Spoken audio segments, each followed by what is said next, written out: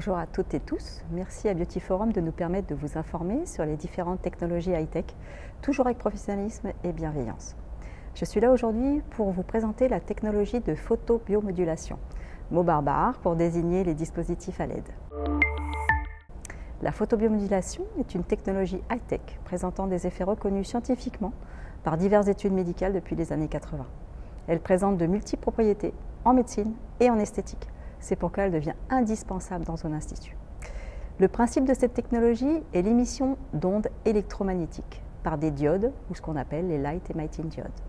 Ces ondes électromagnétiques sont mesurées en nanomètres. Chaque longueur d'onde correspond à une couleur dans le spectre des ondes visibles, soit celle de l'arc-en-ciel. En esthétique, les longueurs d'onde utilisées sont le rouge pour 640 nanomètres, le jaune 590 nanomètres et les infrarouges entre 750 et 940 nanomètres. Le bleu sur 427 nanomètres est réservé dans notre domaine médical. L'onde électromagnétique pénètre au travers des tissus pour aller stimuler la mitochondrie de la cellule, qui est l'appareil respiratoire de la cellule produisant de l'énergie, permettant ainsi une stimulation cellulaire, soit une régénérescence, une oxygénation et une activation de sa microcirculation. Innovant, sans chaleur, indolore, non invasif et efficace dès la première séance. En fonction des couleurs, les cellules ou zones cibles diffèrent. En esthétique, cette technologie est un soin à elle seule. Elle peut s'utiliser seule ou bien potentialise les autres soins effectués en cabine. Le seul soin incompatible est le soin qui emploie la vitamine C, qui elle est photosensibilisante.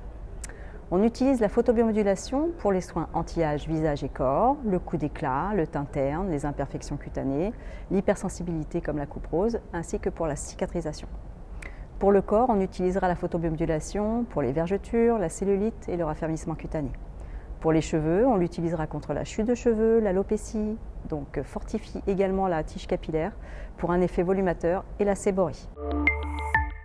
Comment choisir votre appareil ? Beaucoup d'appareils de photomodulation sont sur le marché. Il faut pouvoir choisir l'appareil qui vous conviendra le mieux par la taille, la puissance, mais aussi les programmes et surtout le tarif. Il est préférable de choisir une fabrication française ou européenne car les appareils sont soumis à des contrôles très stricts. Il est indispensable que les diodes ou LED de votre appareil n'émettent pas d'ultraviolet, soit des LED comme Osram ou Philips qui, elles, sont plus garanties à ce niveau-là. Les appareils d'Asie n'ont pas cette norme. Il existe des diodes monochromes, qui est préférable, une diode par couleur, et des diodes donc red, green and blue. Une diode émet 3 couleurs et les puissances diffèrent également.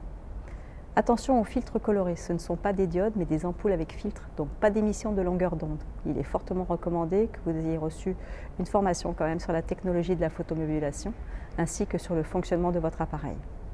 Le port des lunettes aux normes CE sont indispensables pour la personne qui reçoit le soin.